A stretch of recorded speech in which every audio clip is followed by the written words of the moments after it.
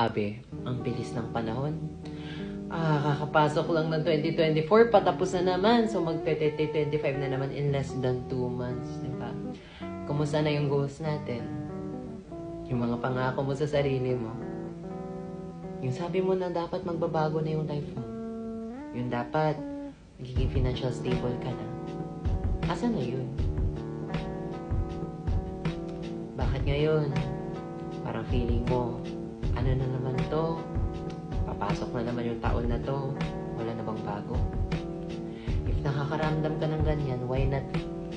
Why not? Subukan mong labanan yung duda at takot mo. Mag-try ka naman ng bago. Huwag ka masanay kung saan ka nasanay. Alam mo kung ano ang value mo. Alam mo kung ano ang deserve mo. Hindi ka lang pang hanggang dyan. Dapat, you must do something para mag-level up naman yung 2020.